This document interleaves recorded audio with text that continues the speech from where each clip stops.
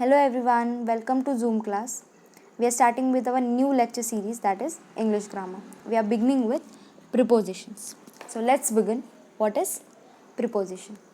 A preposition is a word or set of words that indicates location, like in, near, beside, on the top of, or some other relationship between noun or pronoun, and other parts of sentences like about, after, beside, instead of, in accordance with.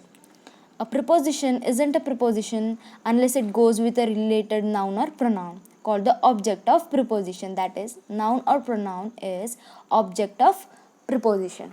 For example, let's meet before noon. Noon is object. Another one, he sat on the chair. Then after several minutes we located key for the door. In this sentence, after is preposition, minutes is object. Another one, door is object, for is preposition. Now, so next one is instructions for use of prepositions. These are basic rules, you don't have to mug it up, just remember. So first one is, a preposition usually comes before a noun phrase. What is noun? Noun refers to people, place, things like boy, country, bridge, day. Now, for example, into the building at 2 o'clock without a coat. In these sentences, building, clock, coat, all are nouns. Into, at, without, all are prepositions. Some preposition can also come before an adverb. What is adverb? Adverb modifies verb, describes action like too slowly, very fast. So, until tomorrow, through there, at once. Another one, we can also use some prepositions before a gerund. You must be thinking, what is gerund? Gerund is nothing but verb form which function as a noun formed by adding ing to the end of verb. That is, gerund is nothing but adding ing to the end of verb. For example, we are thinking of moving house. In this sentence, office preposition moving is gerund. That is, we have used ing for verb, that is move. Another sentence is given as, we are thinking of to move house. In this sentence, we have used two prepositions of to before verb, which is wrong method. Another one, we cannot use a preposition before a that clause. In this, we are using prepositions before a that clause, that is, we are hoping for that we'll win. This is wrong method. Correct method is, we are hoping for a win, or we can say we are hoping that we'll win. In this sentence, we haven't used any prepositions, so this is also correct method. Another one, we can use a preposition before a WH clause.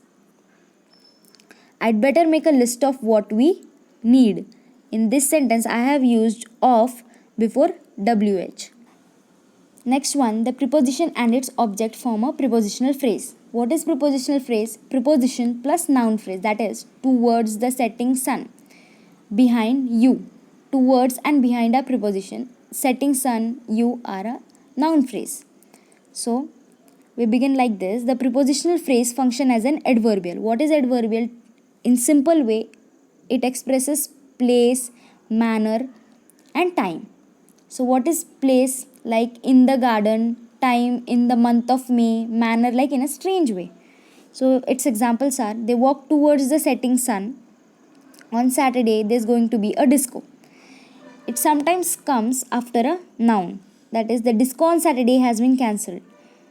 In this sentence, disco is noun and on is preposition. Another one, we can modify a preposition. For example, almost at the end, right in front of me, half up the hill. In these sentences, at the, in front of, up the are modified prepositions. Some more examples are over the floor, just off the motorway, directly after your lessons. So fourth rule is, in some clause, a preposition goes at the end. Like in WH question, who did you go to the party with? So with is preposition at the end. Infinitive clause, I have got a tape for you to listen to. In this sentence, to is preposition which is at the end. Another one is passive. War reporters sometimes get shot at. So at is preposition. Relative clause, that's the article I told you about. About is also preposition. Fifth rule is some preposition can also be adverbs. For example, I waited for Max outside the bank. We haven't seen Julia since last summer. There was no lift. We had to walk up the stairs. In these sentences, outside, since, up, all are prepositions. So, in another sentences, that is adverb sentences. Max went into the bank and I waited outside. We saw Julia last summer but we haven't seen her since. There was no lift. We had to walk up.